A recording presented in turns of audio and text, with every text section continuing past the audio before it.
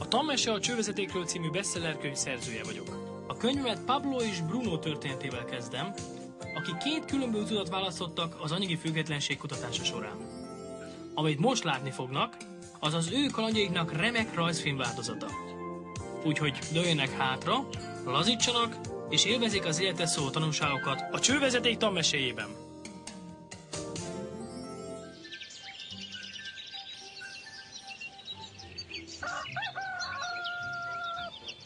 Túl az Óperencián, egy kis faluban, közel egy gyönyörű völgyben élt két barát, Pablo és Bruno. Mindketten fiatalok voltak, és mindketten egy jobb életről álmodtak. Gyakran beszélgettek arról az álmukról, hogy hogyan válhatnának a legsikeresebb emberek ki a faluban. Nem féltek a kemény munkától, és keresték a lehetőséget, ami segíthetne elérni céljaikat és megvalósítani álmaikat. Egy nap adódott is egy lehetőség.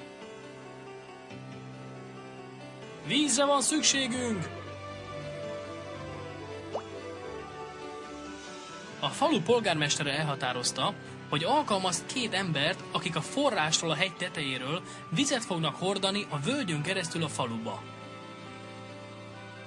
Annak alapján fizették volna őket, hogy mennyi vizet hordanak a faluba. Bruno és Pablo lelkesen elkezdtek dolgozni. Minden nap, reggeltől estig vödröket hordtak a forrástól oda és vissza. Keményen dolgoztak, hordták a vizet a faluba, esténként pedig a napi fizetségükkel tértek haza.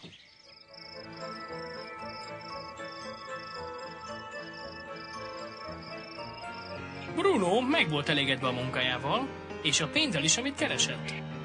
Biztos volt benne, hogy ezzel a pénzzel el fogja tudni érni álmait. Bruno arra gondolt, hogy ahhoz, hogy növelje a jövedelmeit, használhatna nagyobb vödröket, és akkor minden úton több vizet hordhatna. És hitt abban, hogy egy nagyobb jövedelemmel hamarosan megveheti majd a tehenet. És végre azt a házat, amiről mindig is álmodott.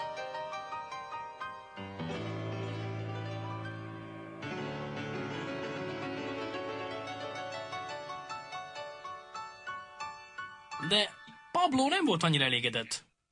A nap végére fájt a háta, fájt a keze, és teljesen kimerült volt. Keresett egy könnyebb módot, hogy hogyan kereshetne több pénzt.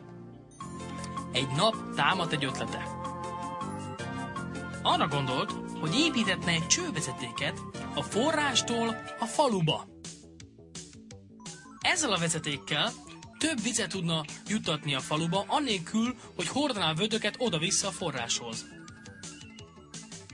Hamarosan nagyon lelkesett az ötlete miatt, és elkezdte a terveket elkészíteni. Pablo természetesen megosztotta elképzelését a barátjával, Brunoval, és kérte, hogy csatlakozzon hozzá és segítsen megépíteni a csővezetéket. Bruno arra gondolt, az ötlet teljesen őrült. A Bruno csak arra gondolt, hogy mit vehet a pénzért ma, és ezt hogyan tudja gyorsabban megszerezni. Úgy érezte, hogy egy vízvezetéket építeni, az egyszerűen lelassítaná őt, és nem tudna olyan hamar elérni az álmait. Ehelyett nagyobb vödröket kezdett el használni, és gyorsabban és többször megtette az utat oda-vissza. Biztos volt benne, hogy ezzel a módszerrel több pénzt tud keresni. Pablo úgy döntött, hogy megépíti egyedül a vízvezetéket. Megértette, hogy ez nem lesz könnyű, és valószínűleg időbe fog telelni, mire befejezi a csővezetéket. Pablo pontosan tudta, hogy ez akár néhány év is lehet, mire elkészül. De a céljára koncentrált. Minden nap ugyanúgy dolgozott és hordta a vizet, mint előtte, de a hétvégeken és a szabadidejében keményen dolgozott, hogy ásson a köves talajban és építse a csővezetéket. Az első hónapban igazából nem túl sokat felmutatni a munkájából. A Bruno és a falusiak abszolút nevettek rajta és viccelődtek vele.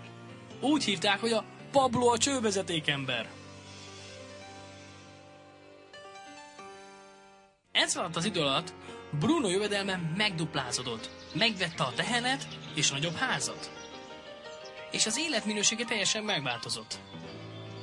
Most már munka után az idejét a bárban töltötte, és élvezte a keményen megkeresett pénzét, amit a vízhordásból keresett. De amit nem vett észre Bruno, az az, hogy az teste elkezdett fáradni a nehéz vödröktől, amiket minden nap cipelt.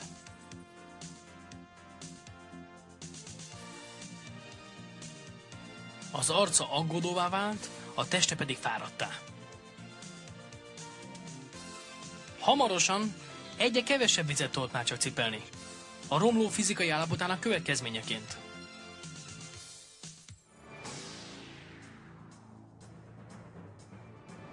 Hónapról hónapra Pablo dolgozott. Egy év múltával, aztán 2 év múltával, végül Pablo befejezte a csővezetéket, és most már ezt a csővezetéket használta arra, hogy vizet jutasson a faluba, ahelyett, hogy a vödröket cipelte volna. És a Pablo most már több pénzt keresett, mint bármikor előtte. A víz pedig folyamatosan ment a faluba, amíg Pablo már nem is dolgozott, amíg aludt, amíg evett. A víz csak folyt tovább. Pablo boldog volt, és büszke volt éles látására, kitartására és kemény munkájára. Most már a jövedelme úgy folyt, ahogy a víz folyt keresztül a csővezetékén.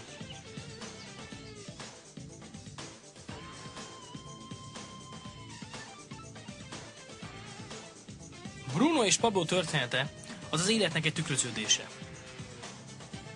A munkájuk azt szimbolizálja, hogy mit csinál a legtöbb ember, hogy pénzt keresessen.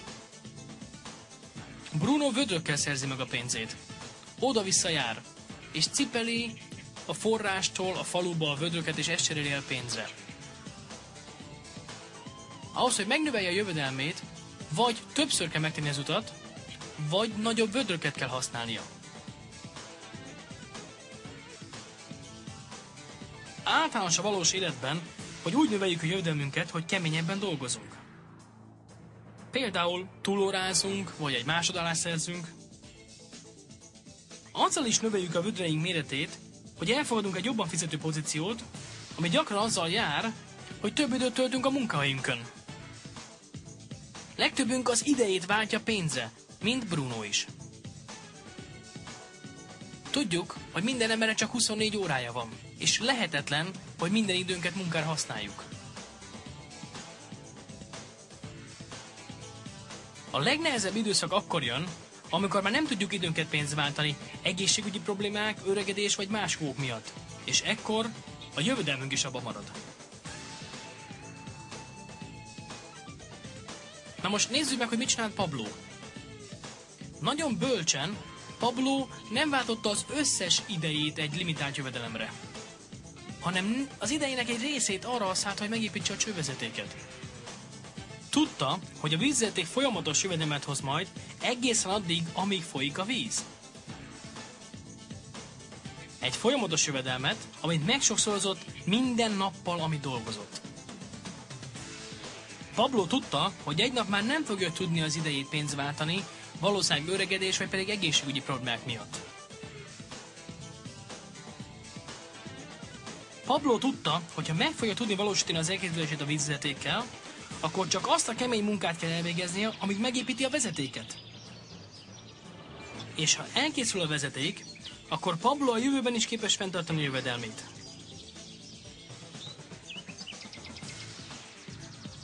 Pablo megmutatta nekünk, hogy ahhoz, hogy egy jövedelmet tegyünk szert, nem mindig direkt módon kell az időnket pénzre váltani.